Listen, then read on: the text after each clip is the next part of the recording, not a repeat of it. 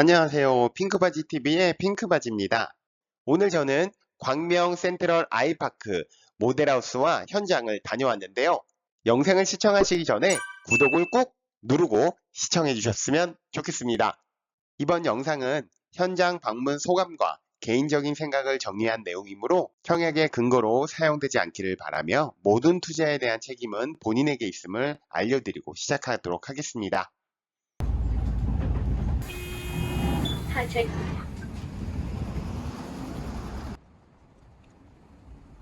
네, 오늘 저는 광명 센트럴 아이파크 모델하우스에 가고 있습니다. 잘 보고 올게요.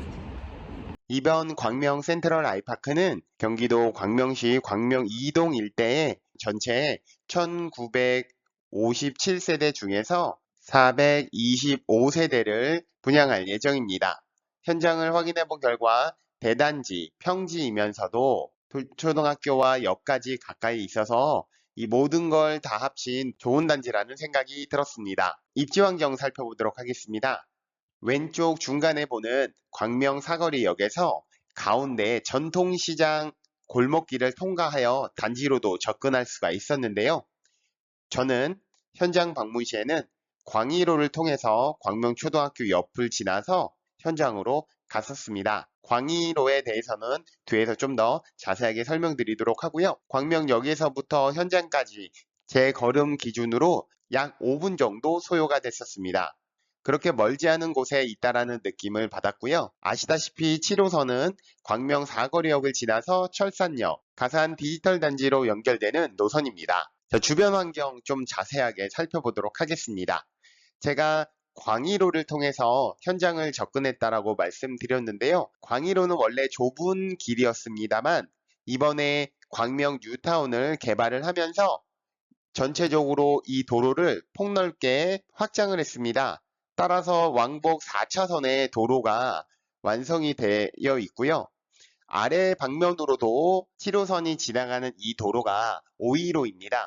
5호로 위로는 광희로가 구성이 되어 있고요. 아래는 세터로로 구성되어 있습니다. 이 두 개의 길 모두 4차선으로 현재 확장을 추진 중에 있습니다. 재개발이 진행되면 될수록 주변의 단지들이 이렇게 입주를 하기 때문에 교통의 혼잡성 때문에 이렇게 4차선을 연결하는 노선을 만들게 된 것이고요. 이 위쪽으로도 도로를 확장하고 여기에다가 터널을 연결함으로 인해서 서울로 바로 접근할 수 있도록 추진 중에 있습니다.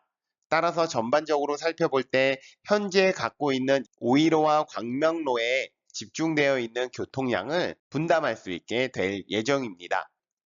광명 사거리역을 기준으로 반경 500m 이내에 단지들이 모두 포함이 되어 있었고 초등학교 역시도 상당히 근거리에 위치하고 있다는 것을 확인할 수가 있었습니다. 다음은 주변 환경으로서 광명 뉴타운을 살펴보도록 하겠습니다. 현재 1구역, 2구역도 열심히 공사 중에 있고요. 이번에 분양하는 센트럴 아이파크는 바로 4구역입니다. 5구역 역시 2주를 마무리했습니다. 기초 작업을 하는 것으로 확인이 되었고 향후에 5구역 역시도 분양을 할 예정으로 파악하고 있습니다. 광명 자이 더샤 포레나가 2구역은 베로몬토 광명, 4구역은 광명 센트럴 아이파크, 5구역은 광명 5구역으로서 1.1만 세대가 거주하게 되는 대형 타운이 조성될 예정입니다. 위에서 말씀드렸던 광희로는 과 5구역 사이를 관통하게 되고요. 현충 터널까지 구성이 돼서 서울 방면으로 진출할 수 있게 될 예정입니다. 현재 뉴타운은 활발하게 진행이 되고 있고요. 향후에 우리가 노려볼 수 있는 단지들은 이번 4구역을 제외하고는 2구역, 5구역, 9구역, 11구역, 12구역이 남아 있습니다. 자, 공급업실 살펴보도록 하겠습니다. 사실 전체 세대는 1957세대로서 대형 단지임에도 불구하고 조합원에게 배정받는 세대가 1401세대, 따라서 보류지를 제외하고 임대를 제외하고 나면 일반 세대는 425세대로 공급될 예정입니다. 425세대는 대부분이 아래 저층으로 배정될 예정이고요. 이 중에서 공급이 제일 많은 4구 타입과 3구 타입, 84A 타입의 경우에는 모델하우스에서 타입을 관람할 수가 있었습니다. 뒤에서 더욱 자세하게 설명드리도록 하겠습니다. 다음 동호수 배치도 살펴보도록 하겠습니다. 전반적으로 볼 땐 평지단지가 맞습니다. 제가 설명드린 광희로입니다. 광희로를 기준으로 단지 앞에 초등학교가 위치하고 있습니다. 현재는 기초 작업이 준비 중에 있었는데 발파 작업이 얼마 전에 완결된 것으로 봤을 때는 지하 2층의 주차장 기초 작업을 진행하는 것으로 파악됐습니다. 현장에서 모형도를 살펴보니 111동과 101동 근처로서 근린생활시설과 커뮤니티 시설을 이렇게 만들고 있었습니다. 즉 다시 말해서 단차가 단지 하단 쪽과 상부 쪽이 차이가 약 1.5개층 정도 난 것으로 확인이 됐습니다. 여기선 들어갔을 때는 1층이었는데요. 여기서 들어갔을 때는 계단 하나를 올라가야지만 1층이 되는 효과를 발휘했습니다.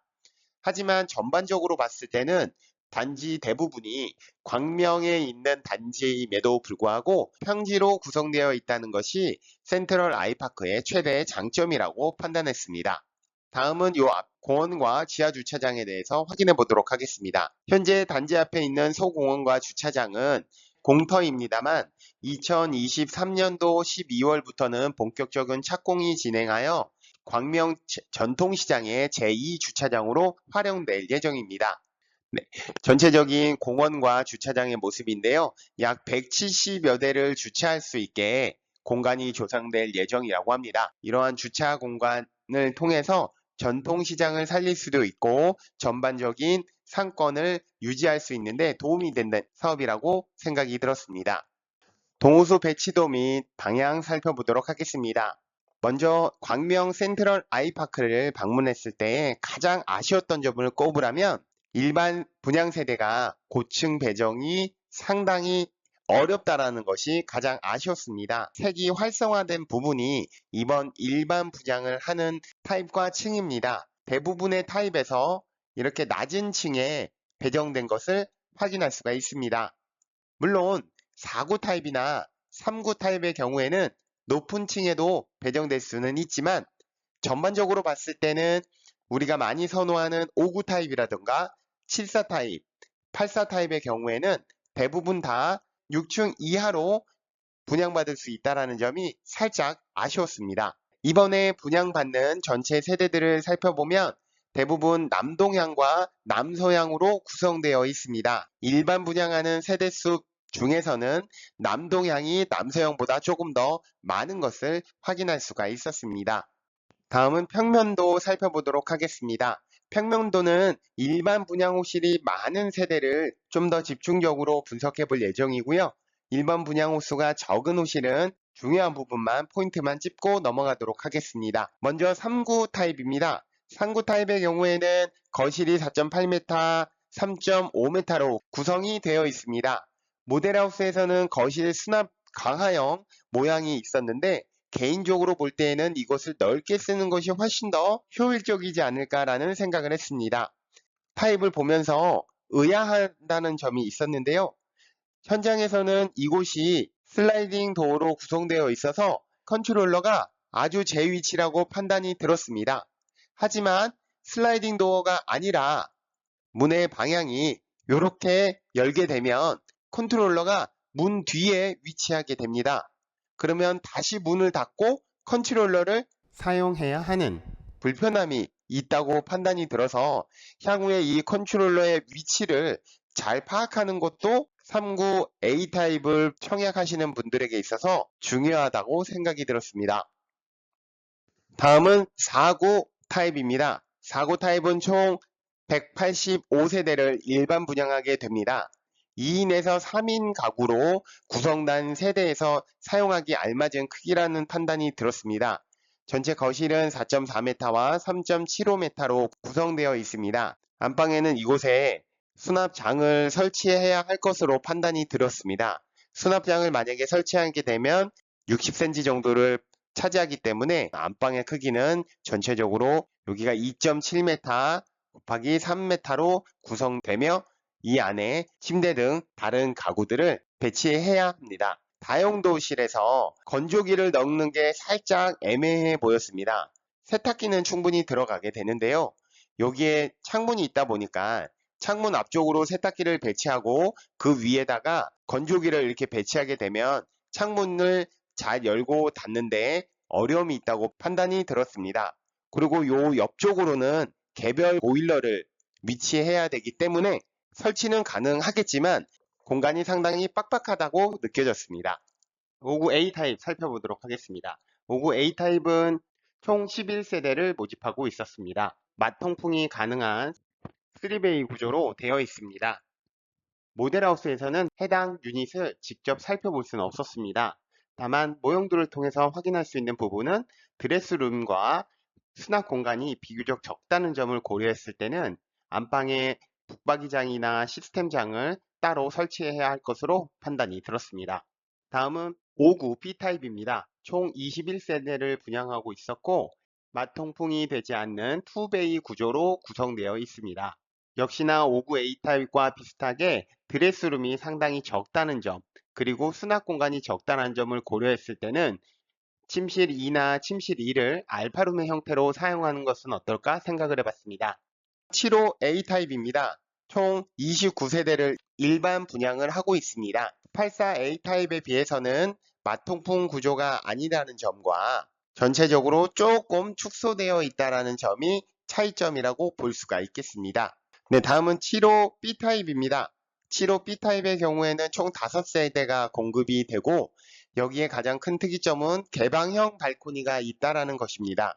개방형 발코니로 인해서 여기로 밖에 나가면 이게 실외로 구성이 되고요. 개방형 발코니를 활용을 잘하면 상당히 운치 있는 세대가 되지 않을까라는 생각을 했습니다. 물론 75 B타입의 경우에도 현장에서 유닛을 확인할 수가 없었습니다. 모형들을 통해서 확인해 본 결과 드레스룸과 파우더룸이 역시 연결이 되어 있고요. 팬트리도 구성되어 있고 현관 창고도 있지만 전반적으로 볼 때는 수납 공간이 많지 않다라는 점에 의해서 안방 안쪽으로다가 북박이장을 설치해야 되지 않을까라는 생각을 하게 됐습니다. 모든 B타입, 75와 84 B타입의 경우에는 모두 개방형 발코니가 있다는 점은 동일했고 두 면이 외부를 바라볼 수 있다는 점이 공통점이었습니다. 84 B타입의 경우에는 75 B타입을 조금 더 확장해 놓은 모습이라고 생각하실 수가 있습니다. 따라서 이쪽으로는 동향이 될 것이고요. 이쪽으로는 남동향에 볼 수 있는 특징을 갖고 있습니다. 다음은 84A 타입 살펴보도록 하겠습니다. 모델하우스에서는 84A 타입을 유닛으로 확인할 수가 있었는데요. 가장 크게 다가왔던 점은 주방과 다용도실 그리고 드레스룸이 상당히 크다라는 느낌을 받았습니다. 뿐만 아니라 팬트리나 작은 팬트리 공간도 꽤나 알맞게 제공이 돼서 상당히 좋다라는 생각이 들었습니다. 만약에 저라면 이 팬트리 공간을 알파룸으로 조성한 다음에 이곳에 서재 혹은 개인 PC 독서할 수 있는 공간으로 꾸미게 되면 상당히 알찰 것으로 판단이 들었습니다. 하지만 안방에서 부부 욕실로 들어갈 때에는 파우더룸을 통해서 부부 욕실로 들어가야 한다는 점이 살짝 아쉬웠습니다.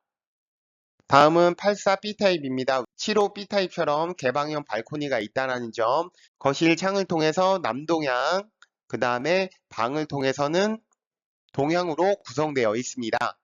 113 A타입입니다. 총 3개 세대가 공급이 되고 드레스룸과 파우더룸의 모양을 살펴봤을 때는 84 A타입과 흡사하다라고 보실 수가 있는데요.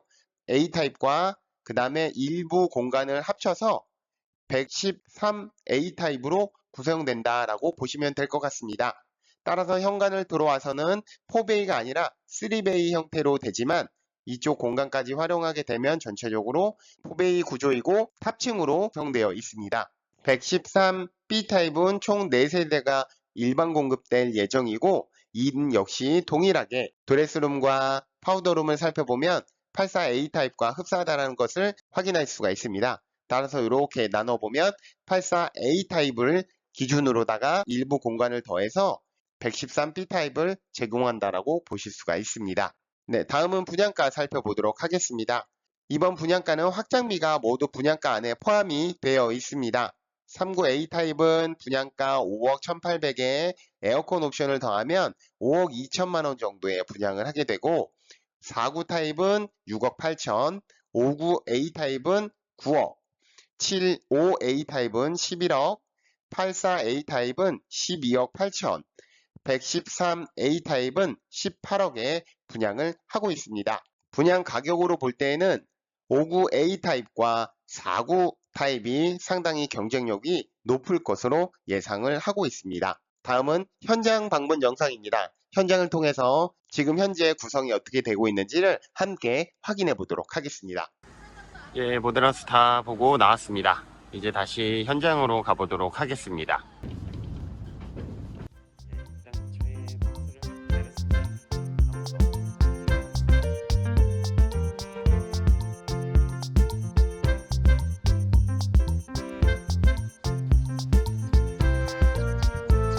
네, 여기는 광명 초등학교 앞입니다.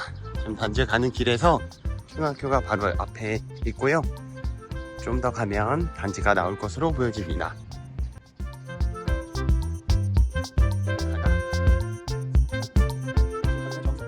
광일호가 이게 확장이 된 도로입니다. 이번에 재개발이 되고 하다 보니까 전체적으로 교통량이 증가하니까 이쪽 방향으로다가 쭉 연결돼서 도로가 확장될 것으로 지금 계획을 하고 있고요. 단지를 좀 더 둘러보도록 하겠습니다.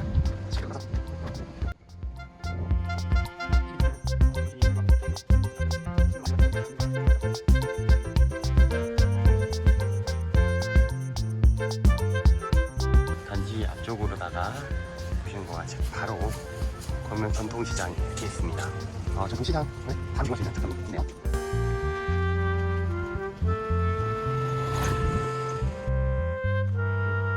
여기는 저쪽 방향에 작은 필지가 공공공지가 있고 공공청사,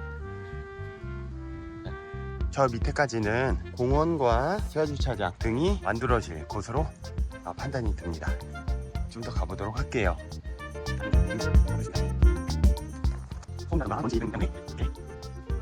23년도 5월까지니까 발파 작업은 다 끝났다고 볼 수가 있겠네요. 주변에도 아무래도 좀 더 조용해질 것 같습니다.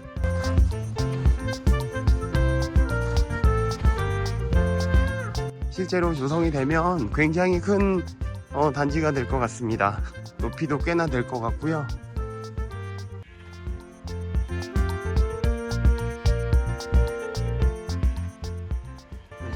지금 보이는 게 광명 2구역 현장입니다. 지금 단지로는 저 앞쪽으로 구성되어 있습니다. 지금 살수차가 위로 올라가죠. 저만큼 단지에 높이가 있다는 것을 확인할 수가 있습니다. 예, 여기까지 왔는데요. 지금 여기서부터는 공사 현장이라서 제가 진입할 수는 없을 것 같습니다. 위험성도 있을 것 같고요. 이 길이 향후에 광명시의 서쪽에서 동쪽을 이어주는 이 길을 따라 쭉 가서 터널을 하나 완성을 하면 바로 서울로 연결할 수 있는 도로를 만들 겁니다.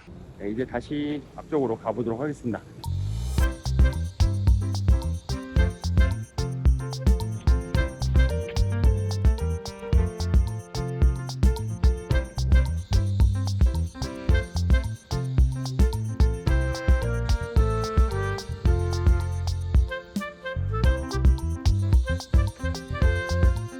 여기는 일단 임시 주차장으로 개방된 상태인데, 여기는 공공복합청사 신축공사가 24년도 2월에 예정되어 있습니다.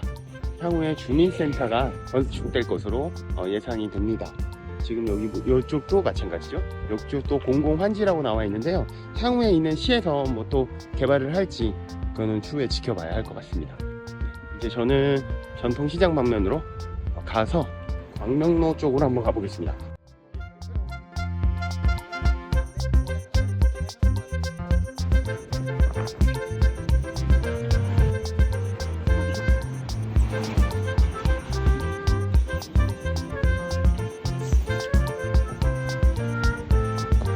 네, 여기 광명 사거리까지 왔습니다. 제걸음으로 한 5분 정도 소요되는 것으로 보입니다.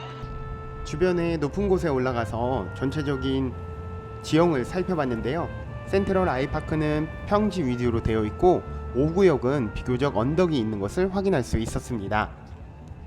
어떠셨나요? 오늘 저와 함께 모델하우스도 방문했고 현장까지 확인해 봤습니다. 아직 공사가 많이 시작되지는 않았다는 점, 하지만 입주는 2025년 11월까지 약 2년 4개월 정도가 남아있는 상황이었습니다. 전반적으로 봤을 때는 평지, 역세권, 초등학교, 상권 등을 두루두루 잘 갖춘 단지라고 볼 수가 있었습니다. 오늘 제가 준비한 내용은 여기까지입니다. 고맙습니다.